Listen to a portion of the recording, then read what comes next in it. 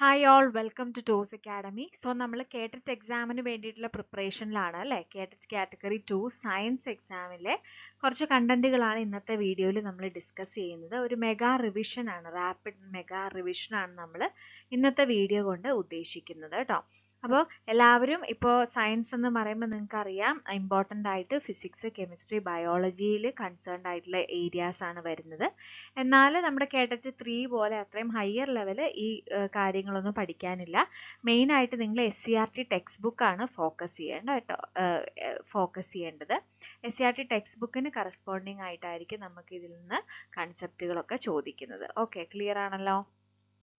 So ആദ്യം തന്നെ നമുക്ക് ഇലക്ട്രിക് കറണ്ട് എന്ന ഭാഗത്തേക്ക് പോകുമ്പോൾ നമുക്ക് അതിനകത്ത് നിന്ന് എന്തൊക്കെയാണ് ഇമ്പോർട്ടൻ്റ് ആയിട്ട് മനസ്സിലാക്കാനുള്ളത് നോക്കാം. ഓക്കെ, അപ്പം നമുക്കറിയാം ഒരു വളരെ ഇമ്പോർട്ടൻ്റ് ആയിട്ടുള്ള ഇക്വേഷൻ ഉണ്ട്. Q is equal to I into T അല്ലേ, അല്ലെങ്കിൽ I is equal to Q by T. ഇതായിരിക്കും നിങ്ങൾക്ക് കുറച്ചും കൂടെ ഫെമിലിയർ ആയിട്ടുള്ള ഇക്വേഷൻ എന്ന് പറയുന്നത്. ഓക്കെ, അപ്പോൾ ഈ ഇക്വേഷനിൽ യൂസ് ചെയ്തിട്ട് ബേസിക് ആയിട്ടുള്ള സബ്സ്റ്റിറ്റ്യൂഷൻസ് ചിലപ്പോൾ ചോദിക്കാൻ ചാൻസ് ഉണ്ട് കേട്ടോ. അതായത് ചാർജ് 2 കുളുംബാണ്, ടൈമും നമുക്ക് തന്നിട്ടുണ്ട്, അങ്ങനെയാണെങ്കിൽ കറണ്ട് എത്രയാണ് എന്ന് ചോദിക്കാം. ഈ രീതിയിൽ വേറെ ഏതെങ്കിലും 2 ഫാക്ടറുകൾ തന്നിട്ട് മറ്റത് ഏതാണെന്ന് ചോദിക്കാം. അപ്പോൾ ഈ ബേസിക് ആയിട്ടുള്ള ഇക്വേഷൻ അറിയുമെങ്കിൽ നമുക്ക് കറണ്ട് എന്ന് പറയുന്ന ടോപ്പിക്കിൽ അത്യാവശ്യം കാര്യങ്ങളൊക്കെ മനസ്സിലാക്കി എടുത്ത് ചെയ്യാം. ഓക്കെ, പിന്നെ വരുന്നത് റെസിസ്റ്റേഴ്സ് ആണ്. അപ്പോൾ റെസിസ്റ്റേഴ്സുകൾ നമുക്ക് 2 രീതിയിൽ കണക്ട് ചെയ്യാം അല്ലേ. എങ്ങനെയാണ്? സീരീസ് ആയിട്ടും കണക്ട് ചെയ്യാം, പാരലൽ ആയിട്ടും കണക്ട് ചെയ്യാൻ പറ്റും അല്ലേ. അപ്പോൾ റെസിസ്റ്റർ സീരീസിൽ കണക്ട് ചെയ്യാന്ന് പറയുമ്പോൾ R സീരീസ് എന്ന് പറയുന്നത് ഇഫക്റ്റീവ് റെസിസ്റ്റൻസ് എന്താണ്? R1 + R2 + R3 അങ്ങനെയാ പോവുക. പാരലൽ ആണ് കണക്ട് ചെയ്യുന്നതെങ്കിൽ R parallel is equal to 1/R parallel is equal to 1/R1 + 1/R2 + 1/R3 ഇങ്ങനെയാ പോവുക. ഇങ്ങനെ പോകുമ്പോൾ നിങ്ങൾ ശ്രദ്ധിക്കണം, ഇവിടെ 1/R parallel ആണ് നമ്മൾ കാണുന്നത്. ആൻസർ കിട്ടണമെങ്കിൽ R parallel കാണണം, വിച്ച് ഈസ് റെസിപ്രോക്കൽ നമ്മൾ കാണാൻ വേണ്ടി മറക്കരുത് കേട്ടോ. പലപ്പോഴും അത് തെറ്റിക്കാറുണ്ട്. അപ്പോൾ 1/R parallelന്റെ ആൻസറും ഓപ്ഷനിൽ ഉണ്ടായിരിക്കും. R parallel എന്ന് പറഞ്ഞാൽ നമുക്ക് കിട്ടുന്ന സംഖ്യയുടെ ഇത് ചെയ്ത് കിട്ടുന്നതിൻ്റെ റെസിപ്രോക്കലാണ് നമ്മൾ കാണേണ്ടത്. അപ്പോൾ സീരീസിലാണെങ്കിൽ എന്തായിരിക്കും? ഇഫക്റ്റീവ് റെസിസ്റ്റൻസ് ഹൈ ആയിരിക്കും. പാരലൽ ആണെങ്കിൽ ഇഫക്റ്റീവ് റെസിസ്റ്റൻസ് എന്ന് പറയുന്നത് ലോ ആയിരിക്കും അല്ലേ. അപ്പോൾ ഒരു സീരീസ് കണക്ഷനിൽ കറണ്ട് എന്ന് പറയുന്നത് സെയിം ആയിരിക്കും. പാരലൽ കണക്ഷനിൽ ഏതാണ്? പൊട്ടൻഷ്യൽ ഡിഫറൻസ് അല്ലെങ്കിൽ വോൾട്ടേജ് ആണ് പാരലൽ കണക്ഷനിൽ സെയിം ആയിട്ട് വരുന്നത്. ഓക്കെ, അപ്പോൾ ഇത്രയും കാര്യങ്ങൾ നിങ്ങൾക്ക് അറിയാമെന്ന് പ്രതീക്ഷിക്കുന്നു. പിന്നെ അടുത്തത് ഫ്യൂസ് എന്ന് പറയുന്ന ഒരു കൺസെപ്റ്റ് ഉണ്ട്. എന്താണ് ഫ്യൂസ്? എന്നെ നമ്മൾ കൂടുതലായിട്ടും പറയുന്നത് എന്താണ്? സേഫ്റ്റി ഫ്യൂസ് എന്നാണ് വിളിക്കുക അല്ലേ.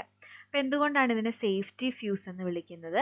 അതായത് നമ്മുടെ സർക്യൂട്ടിൽ ഇത് കണക്ട് ചെയ്ത് കഴിഞ്ഞ് കഴിഞ്ഞാൽ എപ്പോഴെങ്കിലും ഓവർലോഡിങ് പോലുള്ള കാര്യങ്ങളൊക്കെ വരുന്ന സമയത്ത് സേഫ്റ്റി ഫ്യൂസിൻ്റെ ഉള്ളിൽ ഒരു വയറുണ്ട്. ഈ വയർ എന്ന് പറയുന്നത് ലോ മെൽറ്റിംഗ് പോയിന്റ് ആയിട്ടുള്ള വയറാണ്. അപ്പോൾ ഈ വയർ എന്ത് ചെയ്യും? ഇത് മെൽറ്റ് ചെയ്യും അല്ലേ. ഇത് മെൽറ്റ് ചെയ്തിട്ട് മൊത്തത്തിലുള്ള സർക്യൂട്ട് പ്രിവെൻറ്റ് ചെയ്യും. അതായത് നമ്മൾ കണക്ട് ചെയ്തിരിക്കുന്ന ഇലക്ട്രിക് അപ്ലയൻസുകളെ പ്രൊട്ടക്റ്റ് ചെയ്യും. അപ്പോൾ അതാണ് ഫ്യൂസ് എന്ന് പറയുന്നതിൻ്റെ കൺസെപ്റ്റ് കേട്ടോ. അപ്പോൾ അത് വളരെ ഇമ്പോർട്ടൻ്റ് ആയിട്ട് ഓർക്കുക. ഫ്യൂസ് എപ്പോഴും സീരീസ് ആയിട്ടാണ് ഒരു കണക്ഷനിൽ കണക്ട് ചെയ്യേണ്ടത് എന്നുള്ള കാര്യം കൂടി നിങ്ങൾ ജസ്റ്റ് ഒന്ന് ഓർത്തിരുന്നേക്കുക. ഓക്കെ, ക്ലിയർ ആണല്ലോ. അപ്പോൾ ഇനി അടുത്ത പവർ എന്ന് പറയുന്ന ഒരു കൺസെപ്റ്റ് ഉണ്ട്. പവർ എന്താണ്? പവർ എന്ന് പറഞ്ഞു കഴിഞ്ഞാൽ power and equation P = VI എന്നൊരു ഇക്വേഷൻ ഉണ്ട്, അല്ലെങ്കിൽ V²/R പൊട്ടൻഷ്യൽ ²/R റെസിസ്റ്റൻസ് എന്നൊക്കെ പറയുന്ന ഇക്വേഷൻ ഉണ്ട്. ഈ ഇക്വേഷൻ പഠിച്ചു വെക്കണം. ആൻഡ് ഓൾസോ പവർ = I²R എന്ന് പറയുന്ന ഒരു ഇക്വേഷൻ ഉണ്ട് കേട്ടോ. I²R എന്ന് പറയുന്ന ഇക്വേഷൻ ഉണ്ട്. ഇതെല്ലാം നിർബന്ധമായിട്ടും പഠിച്ചു വെക്കുക. ബേസിക് സബ്സ്റ്റിറ്റ്യൂഷൻസ് ചെയ്തിട്ട് നമുക്ക് ആൻസറിലേക്ക് കൊണ്ടുവരാം. അപ്പോൾ ആ രീതിയിലുള്ള ക്വസ്റ്റ്യനുകൾ നിങ്ങളോട് ഈ ഒരു ഏരിയയിൽ നിന്ന് ചോദിക്കാൻ ചാൻസ് ഉണ്ട്. ക്ലിയർ ആണല്ലോ. അപ്പോൾ ഇതൊക്കെ ജസ്റ്റ് ഒന്ന് ഓർത്ത് വെക്കുക കേട്ടോ. സയൻസിൽ നമുക്ക് ഇമ്പോർട്ടൻ്റ് ആയിട്ട് ചോദിക്കുന്ന ഏരിയ ആണ്. പിന്നെ ബാർ മാഗ്നറ്റ് മാഗ്നറ്റ് എന്ന് പറയുമ്പോൾ എന്താണ്? ബാർ മാഗ്നറ്റ് നമുക്കറിയാം അതിനൊരു പെർമനന്റ് മാഗ്നറ്റിസം ഉണ്ട് അല്ലേ? ബാർ മാഗ്നറ്റിന് ഒരു പെർമനന്റ് മാഗ്നറ്റിസം ഉണ്ട്. അതേസമയം ഒരു സൊളിനോയിഡിന് എന്താണ്? അതിന് ടെമ്പററി മാഗ്നറ്റിസം ആണ് അല്ലേ? ഇലക്ട്രിസിറ്റി പാസ് ചെയ്യുമ്പോൾ അത് മാഗ്നറ്റ് ആയിട്ട് ആക്ട് ചെയ്യുന്നു. ഇലക്ട്രിസിറ്റി നിർത്തി കഴിയുമ്പോൾ അത് ഡീമാഗ്നറ്റൈസ് ചെയ്യപ്പെടുന്നു. ഓക്കെ, ബാർ മാഗ്നറ്റിന് എന്താണുള്ളത്? പെർമനന്റ് ആയിട്ടുള്ള മാഗ്നറ്റിസം ഉണ്ട്. ക്ലിയർ ആണല്ലോ? അപ്പോൾ ഈ കാര്യങ്ങളൊക്കെ ജസ്റ്റ് ഇവിടെ ഒന്ന് ഓർത്തിരിക്കുക.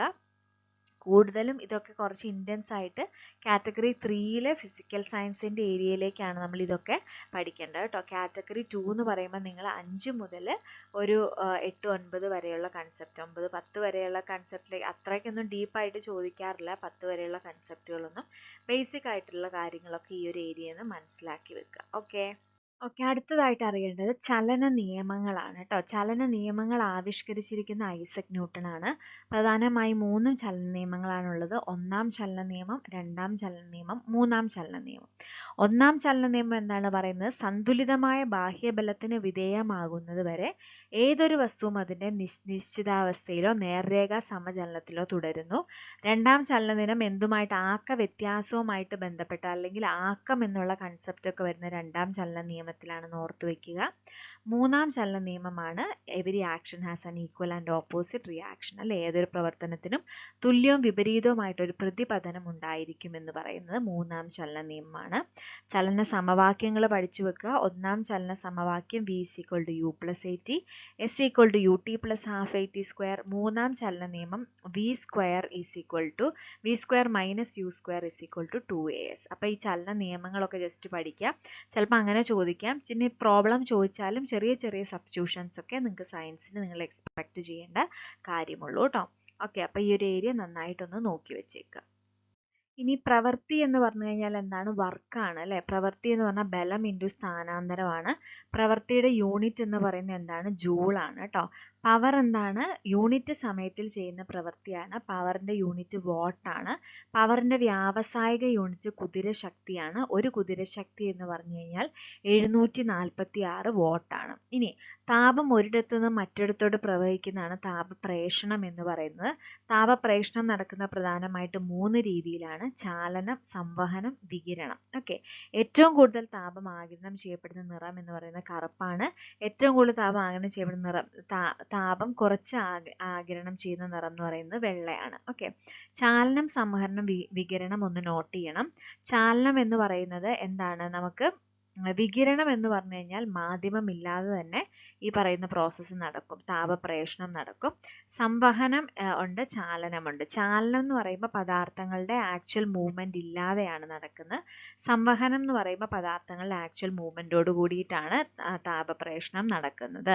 ഈ കാര്യങ്ങളെല്ലാം നിർബന്ധമായിട്ടും ഓർക്കുക. വികിരണം മാധ്യമമില്ലാതെ തന്നെ താപപ്രേഷണം നടക്കുന്ന പ്രോസസ്സാണ് ഏത്? വികിരണം അല്ലെങ്കിൽ റേഡിയേഷൻ. ചാലനം എന്ന് വെച്ചാൽ കണ്ടക്ഷൻ, സംവഹനം എന്ന് വെച്ച് കഴിഞ്ഞാൽ കൺവെക്ഷൻ, വികിരണം എന്ന് പറഞ്ഞു കഴിഞ്ഞാൽ റേഡിയേഷൻ. ക്ലിയർ ആണല്ലോ? ഓക്കെ, അപ്പോൾ വളരെ ഇമ്പോർട്ടൻ്റ് ആയിട്ടുള്ള ഒരു ഏരിയ ആണ് ബീജാങ്കുരണം അല്ലെങ്കിൽ ജെർമിനേഷൻ ഓഫ് സീഡ് എന്ന് പറയുന്നത്. അപ്പോൾ ഈ ഒരു കണ്ടന്റ് നിങ്ങൾ വായിച്ചു നോക്കുക. ഇതിൽ വളരെ ഇമ്പോർട്ടൻ്റ് ആയിട്ട് എക്സാമിന് ചോദിക്കുന്ന കൺസെപ്റ്റ് ആണ്. വിത്ത് മുളയ്ക്കുമ്പോൾ ആദ്യം പുറത്തു വരുന്നത് എന്താണ്? ബീജമൂലമാണ്. ഇംഗ്ലീഷിലെ പേര് റാഡിക്കൽ എന്നാണ് കേട്ടോ. ബീജമൂലം മണ്ണിലേക്ക് വളർന്നിട്ട് അത് വേരാകുന്നു. അപ്പോൾ ബീജമൂലത്തിൽ നിന്നാണ് വേരുണ്ടാകുന്നത്. ഭ്രൂണത്തിൽ നിന്ന് മുകളിലേക്ക് വരുന്ന ഭാഗത്തെയാണ് ബീജശീർഷം. അപ്പൊ ശീർഷം എന്ന് വെച്ചാൽ എന്താണ്? നമ്മുടെ തല എന്നുള്ള രീതിയിൽ അല്ലെ? അപ്പൊ ബീജശീർഷം മുകളിലേക്ക് വരുന്നതാണ്. ബീജശീർഷമാണ് പിന്നീട് എന്തായിട്ട് മാറുന്നത്? കാണ്ഡമായിട്ട് മാറുന്നത്.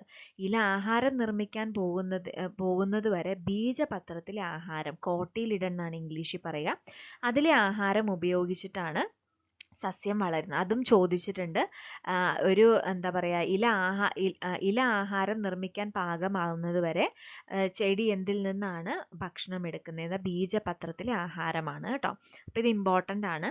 വിത്ത് വിതരണത്തിൻ്റെ രീതി ഒന്ന് നോക്കി വെക്കുക. കാറ്റ് വഴി അപ്പൂപ്പൻ താടി, മഹാഗണി, ജലം വഴി തെങ്ങ്, ജന്തുക്കൾ വഴി ആൽമരം, പ്രാവ്, പേര, അസ്ത്രപ്പുല്ല്, പൊട്ടിത്തെറിച്ചുണ്ടാകുന്നതാണ് വെണ്ടയും കാശിത്തുമ്പയും ഒക്കെ. ഓക്കെ, അപ്പോൾ ഈ രീതിയിലുള്ള ക്വസ്റ്റ്യൻസ് നിങ്ങൾക്ക് എക്സ്പെക്ട് ചെയ്യാം. ബീജാങ്കുരണത്തിൽ നിന്ന് തീർച്ചയായിട്ടും ചോദിക്കും.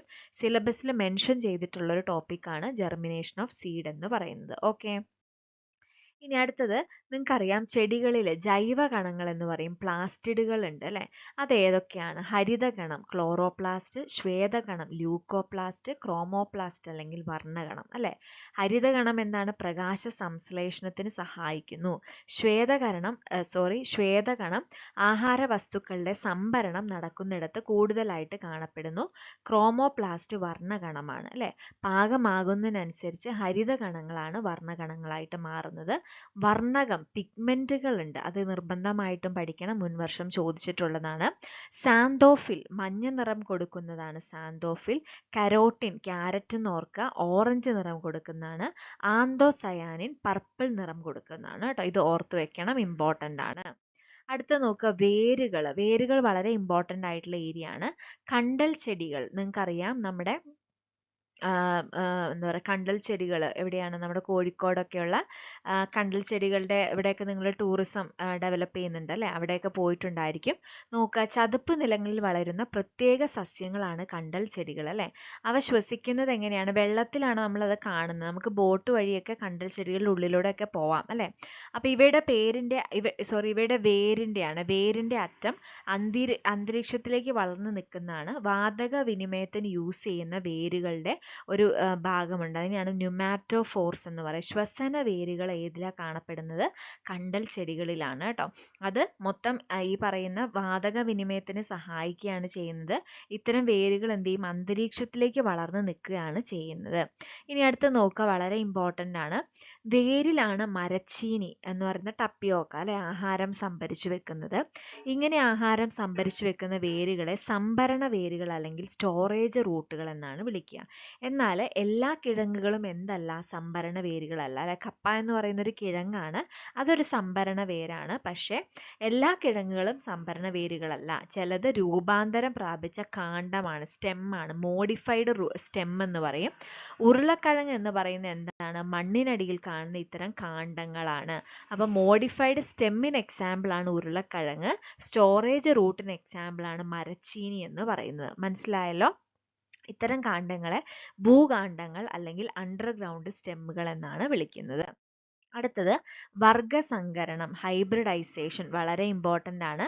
ഒരേ വർഗത്തിൽപ്പെട്ടതും വ്യത്യസ്ത സ്വഭാവ സവിശേഷതകളും ഉള്ളതുമായ ചെടികൾ ഹൈബ്രിഡൈസേഷൻ എന്ന് പറയും. തെങ്ങിൻ്റെ ഇനങ്ങളാണ് ചന്ദ്രലക്ഷ, ചന്ദ്രശങ്കര, ലക്ഷഗംഗ എന്നുള്ളത് ഓർത്തു വെക്കുക, ഇമ്പോർട്ടൻ്റ് ആണ്. ഇനി ഓരോന്നിനും ക്രോസ് ഏതാന്ന് പഠിക്കണം. ചന്ദ്രലക്ഷ എന്ന് വെച്ചാൽ ലക്ഷദ്വീപ് ഓർഡിനറിയും ചാവക്കാട് ഓറഞ്ചും, അത് ടോളും ഡ്വാർഫും ആണ് കേട്ടോ. ചന്ദ്രശങ്കര എന്ന് പറഞ്ഞു കഴിയുമ്പോൾ ചാവക്കാട് ഓറഞ്ചും വെസ്റ്റ് കോസ്റ്റ് ടോളും. ലക്ഷഗംഗ ലക്ഷദ്വീപ് ഓർഡിനറിയും ഗംഗാ ബോന്തവും. ഓക്കെ, ഇത് ഇമ്പോർട്ടൻ്റ് ആണ്, പഠിക്കണം. സങ്കര ഇനങ്ങൾ എക്സാമിന് ചോദിക്കും.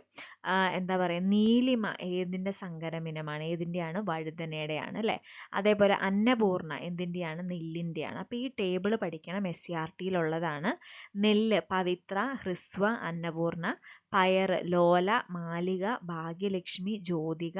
പച്ചമുളക് ഉജ്ജ്വല, ജ്വാലാമുഖി, അനുഗ്രഹ. വെണ്ട കിരൺ, അർക്ക, അനാമിക, സൽകീർത്തി. വഴുതനയാണെങ്കിൽ സൂര്യ, ശ്വേത, ഹരിത, നീലിമ. തക്കാളി ആണെങ്കിൽ മുക്തി, അനഘ, അക്ഷയ. വളരെ ഇമ്പോർട്ടൻ്റ് ആണ്, സങ്കര ഇനങ്ങൾ നിങ്ങൾക്ക് പഠിക്കാനുള്ളതാണ് കേട്ടോ. അടുത്തത് കാർഷിക ഗവേഷണ സ്ഥാപനങ്ങൾ. ഇത് നമ്മൾ കണ്ടതാണ് അല്ലേ? എക്സാമിന് ചോദിച്ചിട്ടുള്ളതാണ്. ഇത്രയും സ്ഥാപനങ്ങൾ നിങ്ങൾ എന്തായാലും പഠിച്ചിരിക്കണം, കാരണം ഇത് SCRT ടെക്സ്റ്റ് ബുക്കിൽ ചോദിച്ചിട്ടുള്ളതാണ്. കേരള കാർഷിക സർവകലാശാല എവിടെയാണ്? മണ്ണൂത്തി, തൃശ്ശൂരാണ്. കേന്ദ്ര കിഴങ്ങുവിള ഗവേഷണ കേന്ദ്രം Sreekaryam, Thiruvananthapuram. Indian institute of spice research Kozhikode. Rubber research institute of India Kottayam. കേന്ദ്ര തോട്ടവിള ഗവേഷണ കേന്ദ്രം എവിടെയാണ്? കാസർഗോഡാണ്. വളരെ ഇമ്പോർട്ടൻ്റ് ആയിട്ടുള്ള ഒരു ഏരിയ ആണ്. 1 മാർക്കിൻ്റെ ക്വസ്റ്റ്യൻ എക്സ്പെക്ട് ചെയ്യാം. കഴിഞ്ഞ വർഷം ഒരു ക്വസ്റ്റ്യൻ നമ്മളിത് കണ്ടൂല്ലേ, ഇതിൽ നിന്നൊരു ക്വസ്റ്റ്യൻ മാത്സ് ഫോളോയിങ് ആയിട്ട് ചോദിക്കാം, അല്ലെങ്കിൽ ജസ്റ്റ് 1 വേർഡ് ഒരു ക്വസ്റ്റ്യൻ ആയിട്ട് എവിടെയാണെന്നുള്ളതും ചോദിക്കാം. ഇതൊക്കെ എക്സ്പെക്ട് ചെയ്യണം. PSC മോഡൽ എക്സാമുകൾക്കും നമ്മുടെ EVS സയൻസ് പോലുള്ള എക്സാമുകൾക്കൊക്കെ നിങ്ങൾ ഈ ഒരു ടൈപ്പ് ഓഫ് ക്വസ്റ്റ്യൻ എക്സ്പെക്ട് ചെയ്യുക. ഓക്കെ, അടുത്തത് നമ്മളിത് കണ്ടുപോലെ എക്സാമിന് വളരെ ഇമ്പോർട്ടൻ്റ് ആയിട്ടുള്ളതാണ് സെറികൾച്ചർ. പട്ടുനൂൽ പുഴുവിൻ്റെയാണ് നമ്മൾ എന്തെന്ന് വിളിക്കുന്നത്? സെറികൾച്ചർ. പിസികൾച്ചർ ഏതാണ്? മത്സ്യം ആണ് പിസികൾച്ചർ. ഫ്ലോറികൾച്ചർ എന്ന് പറയുമ്പോൾ എന്താണ്? പൂക്കളാണ് അല്ലേ? എപ്പികൾച്ചർ എന്ന് പറയുമ്പോൾ ഏതാണ്? തേനീച്ചയാണ്. ക്യൂണികൾച്ചർ മുയലാണ്. അപ്പോൾ കഴിഞ്ഞ വർഷത്തെ എക്സാമിന് ചോദിച്ച ഏതാണ്? ക്യൂണികൾച്ചർ എന്താണ്? എന്തിൻ്റെയാണ്? മുയൽ കൃഷിയാണ് അല്ലേ? ഇനി ഇതേപോലെ എല്ലാം ചോദിക്കാം. സെറികൾച്ചർ പട്ടുനൂൽപ്പുഴു, ഫ്ലോറികൾച്ചർ പൂക്കൾ, പിസികൾച്ചർ മത്സ്യം, എപ്പികൾച്ചർ തേനീച്ച. അപ്പോൾ ഇപ്പം തന്നെ അങ്ങ് പഠിച്ചോളാം. സെറികൾച്ചർ പട്ടുനൂൽപ്പുഴു, പിസികൾച്ചർ മത്സ്യം, ഫ്ലോറികൾച്ചർ പൂക്കൾ, എപ്പികൾച്ചർ തേനീച്ച, ക്യൂണികൾച്ചർ മുയൽ. ഇത് SCERT ബുക്കിൽ പറഞ്ഞിരിക്കുന്നവയാണ് ഇത്രയും. ഇത് കൂടാതെയും ധാരാളം ഇതേപോലുള്ള പേരുകളുണ്ട്. അത് നിങ്ങൾക്കൊന്ന് സെർച്ച് ചെയ്ത് നോക്കിയാൽ കിട്ടും. അത് നിങ്ങൾ പഠിച്ചിട്ട് പോകുന്നത് വളരെ നല്ലതായിരിക്കും. ക്ലിയർ ആണല്ലോ? ഓക്കെ, അടുത്തത് ടാക്സോണമിയിലെ കുറച്ച് ഭാഗങ്ങളാണ്. ടാക്സോണമി എന്ന് പറയുമ്പോൾ നമ്മുടെ ബയോളജിയിൽ വരുന്ന ടാക്സോണമിയാണ് കേട്ടോ. 2 കിങ്ഡം ക്ലാസിഫിക്കേഷൻ, 5 കിങ്ഡം ക്ലാസിഫിക്കേഷൻ ആരുടെയാണെന്ന് പഠിക്കണം. ആരുടെയാണ്? 2 കിങ്ഡം കാർലസ് ലിനേഴ്സ് ആണ്. 5 കിങ്ഡം RH വിട്ടാക്കറാണ്. ഫാദർ ഓഫ് ടാക്സോണമി എന്നറിയപ്പെടുന്ന ആരാണ്? ലിനേഴ്സ് ആണ് കേട്ടോ. 2 കിങ്ഡത്തിൽ പ്ലാന്റേയും അനിമാലിയും മാത്രമേ ഉള്ളൂ. 5 കിങ്ഡത്തിൽ monera, protista, fungi, plant, animalia ഇത്രയുണ്ട്. ഓക്കെ, അപ്പം അതെല്ലാം പഠിച്ചു വെക്കുക, ഇമ്പോർട്ടൻ്റ് ആണ്. ഇനി കൊഴുപ്പിൽ ലയിക്കുന്ന ജീവകങ്ങൾ, വൈറ്റമിൻ എന്ന് പറയുന്ന ടോപ്പിക് ഇമ്പോർട്ടൻ്റ് ആണ്. പ്രീവിയസ് എക്സാമുകൾക്ക് ചോദിച്ചിട്ടുള്ളതാണ്. അപ്പം എല്ലാ കാര്യങ്ങളും നമുക്ക് പറഞ്ഞു തരുന്നതിൽ ഒരു പരിമിതിയുണ്ട്. പ്രീവിയസ് ആയിട്ടുള്ള ചോദിച്ചിട്ടുള്ള കുറച്ച് കാര്യങ്ങൾ നമ്മളിവിടെ പ്രൊജക്റ്റ് ചെയ്ത് പറയുന്നുണ്ട്. കൊഴുപ്പിൽ ലയിക്കുന്ന ജീവകങ്ങൾ എന്താണ്? അടക്ക് എന്ന് പഠിക്കുക, അല്ലെങ്കിൽ കേട എന്ന് പഠിക്കുക. അപ്പം കൊഴുപ്പ് എന്ന് പറയുന്ന ശരീരത്തിന് കേടാണെന്ന് ആലോചിച്ചാൽ കേട, KEDA. ഇത്രയും വിറ്റമിൻ എന്താണ്? കൊഴുപ്പിൽ ലയിക്കുന്നതാണ്. ജലത്തിൽ ലയിക്കുന്ന ഏതാണ്? ബിയും സിയുമാണ്. അപ്പം അതുകൊണ്ട് തന്നെ ചൂടാക്കുമ്പോൾ, ഭക്ഷണ പദാർത്ഥങ്ങൾ ചൂടാക്കുമ്പോൾ ആവിയിലൂടെ നഷ്ടപ്പെടുന്ന ഏതെന്ന് ചോദിച്ചാൽ ബിയും സിയും പറയാൻ പറ്റും. നമ്മുടെ മൂത്രത്തിലൂടെ, വിസർജനത്തിലൂടെ നഷ്ടപ്പെടുന്ന ഏതാണെന്ന് ചോദിച്ചു കഴിഞ്ഞാലും ബിയും സിയും പറയാൻ പറ്റും. മനസ്സിലായല്ലോ? അപ്പം ഇത്രയും കാര്യങ്ങൾ ഇമ്പോർട്ടൻ്റ് ആണ്. അപ്പോൾ കൊഴുപ്പിൽ ലയിക്കാത്തവ, ലയിക്കുന്നവ എന്നൊക്കെ ചോദിച്ച് പല രീതിയിൽ ഈ ക്വസ്റ്റ്യൻ റിപ്പീറ്റ് ചെയ്തിട്ട് നമ്മുടെ എക്സാമിന് കാണാറുണ്ട്. നിർബന്ധമായിട്ടും പഠിച്ചു വെക്കുക. ക്ലിയർ ആണല്ലോ? ഇനി അടുത്തതാണ് ജീവകങ്ങളും അവയുടെ രാസനാമങ്ങളും. ജീവകങ്ങൾ നിർബന്ധമായിട്ടും ഇതിൻ്റെ പേരുകൾ പഠിക്കുക. എന്തായാലും ചോദിക്കാൻ നമുക്ക് എക്സ്പെക്റ്റ് ചെയ്യാൻ പറ്റും. അപ്പം എന്താണ്? ഇതിനൊരു ക്ലൂ ഉണ്ട്. എങ്ങനെയാണ് പഠിക്കുക? റെത്തറൈനി പാബിബഫോസൈ, അക്കാട്ടോഫി, കണ്ടോ? ഇതിൻ്റെ എല്ലാത്തിനെയും ആദ്യത്തെ വാക്കുകൾ കൂട്ടിയിട്ടാണ്. അപ്പം നിങ്ങൾ ഓർക്കേണ്ടത് എങ്ങനെയാണ്? ജീവകം A ഉണ്ടെന്ന് നമുക്കറിയാം അല്ലേ? പിന്നെ ബിയിൽ ഏതൊക്കെ ഉണ്ടെന്ന് ഓർക്കുക. B1, B2, B3 ഉണ്ട്, B4 ഇല്ല. B5, B6, B7 ഉണ്ട്, B8 ഇല്ല. പിന്നെ B9 ഉം B12 ആണ് ഉള്ളത്. ഇതിങ്ങനെ ഓർത്ത് വയ്ക്കുക. പിന്നെ CDEK. Okay, CDEK ഇത്രയാണുള്ളത്. അപ്പോൾ ഇത് ഓർഡറിൽ തന്നെ ഈ ജീവകങ്ങൾ ഓർത്ത് കഴിഞ്ഞാൽ പിന്നെ റെത്തറൈനി, പാബിബഫോസൈ, അക്കാട്ടോഫി പഠിച്ചു വെക്കാം. എന്നിട്ട് ഓപ്ഷനിൽ നോക്കുക. ജീവകം A എന്ന് ചോദിക്കുമ്പോൾ റെത്തറൈനി, അപ്പോൾ റെറ്റിനോള്. ഇനി ജീവകം B1 ആണെങ്കിൽ തയാമിൻ, B2 ആണെങ്കിൽ റൈബോഫ്ലാവിൻ, B3 ആണെങ്കിൽ നിയാസിൻ, B5 ആണെങ്കിൽ പാൻറ്റോതെനിക് ആസിഡ്, B6 ആണെങ്കിൽ പിരിഡോക്സിൻ, B7 ആണെങ്കിൽ ബയോട്ടിൻ, B9 ആണെങ്കിൽ ഫോളിക് ആസിഡ്. B9 ഒന്ന് ഓർത്ത് വെക്കണം. B12 ആണെങ്കിൽ സയനോകൊബാലമിൻ. ജീവകം C ആണെങ്കിൽ അസ്കോർബിക് ആസിഡ് ആണ്. ജീവകം D ആണെങ്കിൽ കാൽസിഫെറോൾ. ജീവകം E ആണെങ്കിൽ ടോക്കോഫെറോൾ. ജീവകം K ആണെങ്കിൽ ഫിലോക്കിനോൺ. ഇത്രയും വളരെ ഇമ്പോർട്ടൻ്റ് ആണ്. ജീവകങ്ങളും രാസനാമങ്ങളും ഇമ്പോർട്ടൻ്റ് ആണ്, പഠിച്ചു വെക്കണം. ഓക്കെ, അടുത്തതാണ് രോഗങ്ങളും രോഗകാരികളും. അപ്പോൾ ഇത് ഞാൻ പറഞ്ഞ സമയം കളയുന്നില്ല, നിങ്ങളിത് പഠിച്ചു വെക്കുക.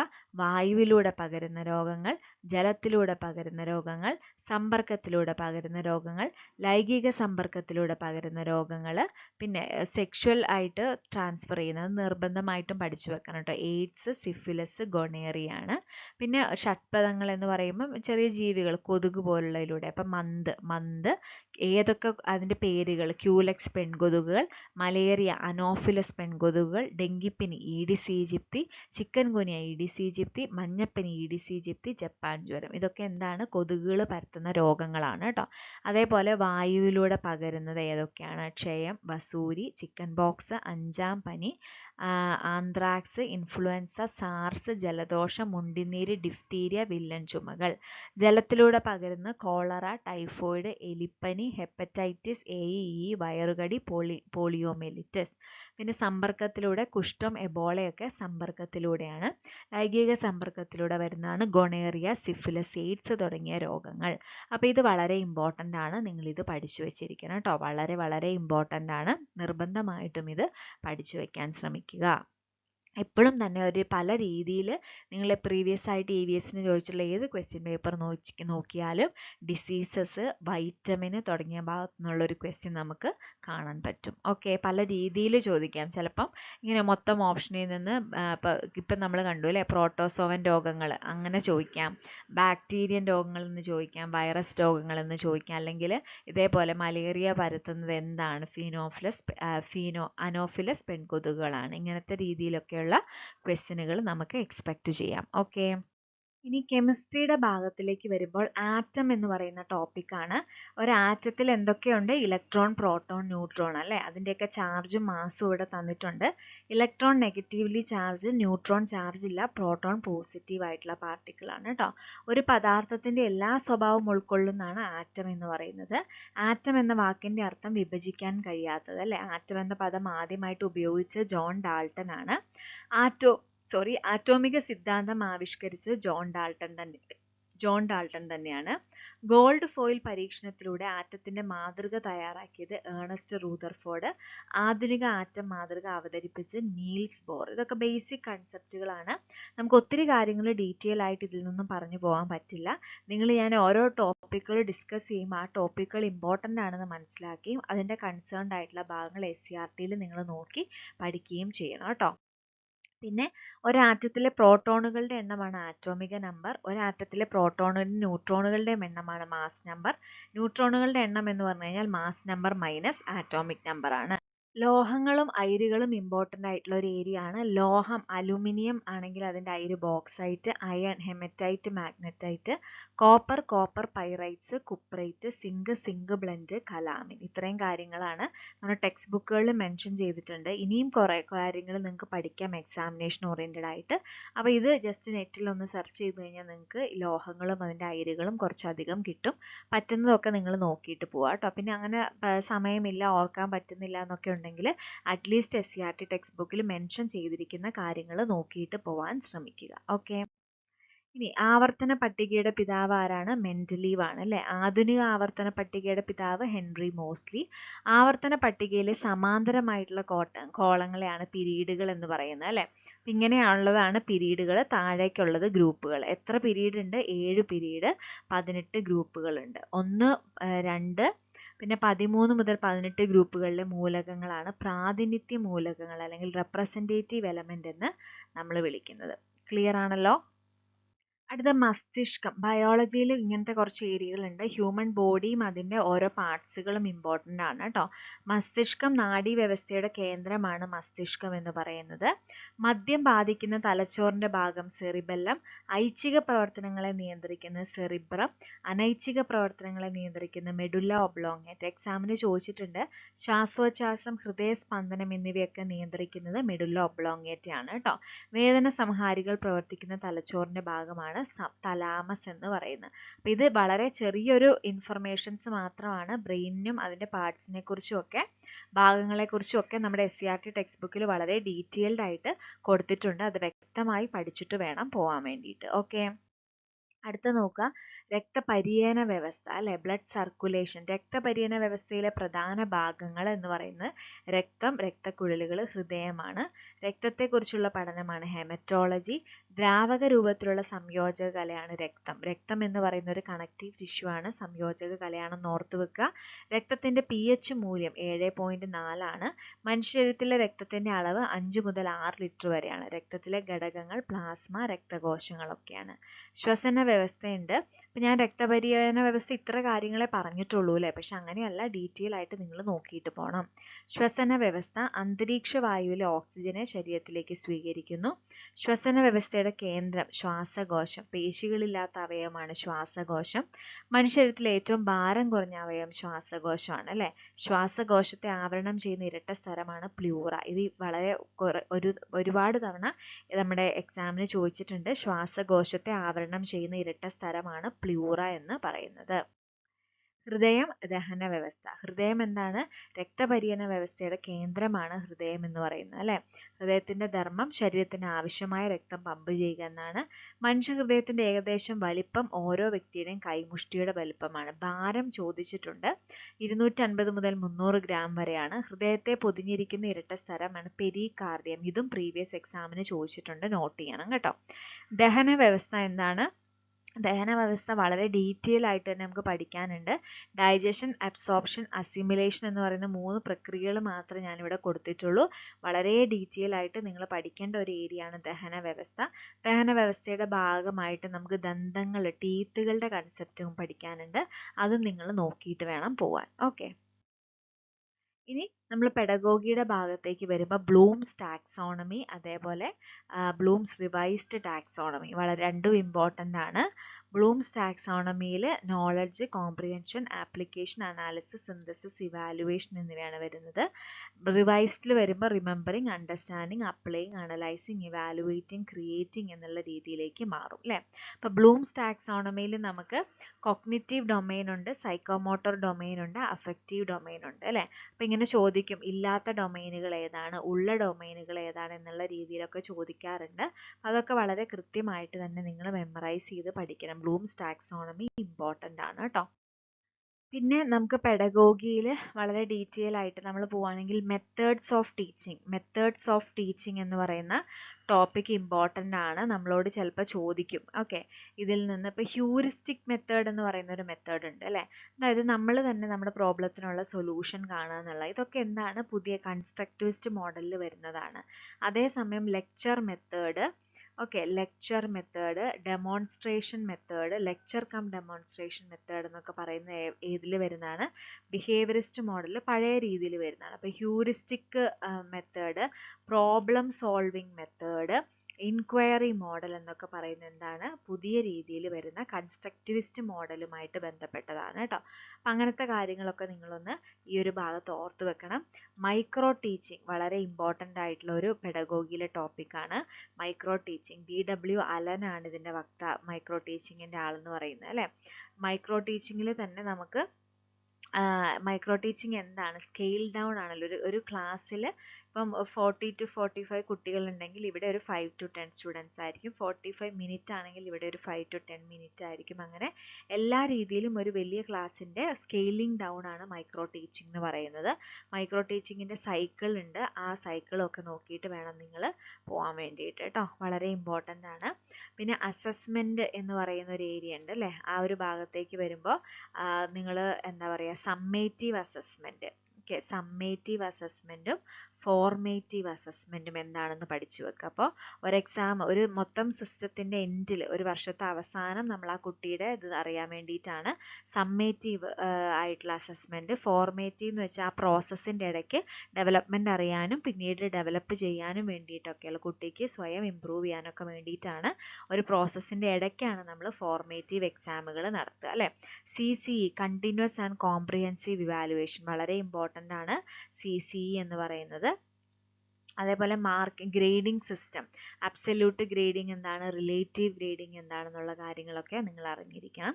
പിന്നെ നമ്മുടെ ഓരോ രീതികൾ, ഇപ്പം ബ്രൂണറുമായിട്ട് ബന്ധപ്പെട്ടതാണ് സ്പൈറൽ മെത്തേഡൊക്കെ ബ്രൂണറുമായിട്ട് റിലേറ്റ് ചെയ്തതാണ്. ഡിസ്കവറി മെത്തേഡ് ബ്രൂണറിൻ്റെ ആണ്. ഇത്തരം കാര്യങ്ങളൊക്കെ നിങ്ങൾ നോക്കിയിട്ട് പോകണം കേട്ടോ. പിയാഷയുടെ കൺസെപ്റ്റുകളൊക്കെ നോക്കിയിട്ട് പോകണം. വൈഗോട്സ്കിയുടെ ആണ് സോൺ ഓഫ് പ്രോക്സിമൽ ഡിസ്റ്റിലേഷൻ. പലതവണ എക്സാമുകൾക്ക് ചോദിച്ചിട്ടുണ്ട്. സോൺ ഓഫ് പ്രോക്സിമൽ ഡിസ്റ്റിലേഷൻ ആരുമായി ബന്ധപ്പെട്ടിരിക്കുന്നു? വൈഗോട്സ്കിയുടെ. സോഷ്യൽ കൺസ്ട്രക്റ്റിവിസം ആണ് വൈഗോട്സ്കിയുടെ ഏരിയ. അപ്പം ഇങ്ങനെ പല ഗാഗ്നയുടെ ഹൈറാർക്കി, ഇതൊക്കെ തുടങ്ങിയ കാര്യങ്ങളൊക്കെ നോക്കിയിട്ട് വേണം പോകാൻ വേണ്ടിയിട്ട്. പെഡഗോഗിയിൽ നിന്ന് അത്തരത്തിലുള്ള ക്വസ്റ്റ്യൻസ് നമുക്ക് എക്സ്പെക്റ്റ് ചെയ്യാം. ഓക്കെ.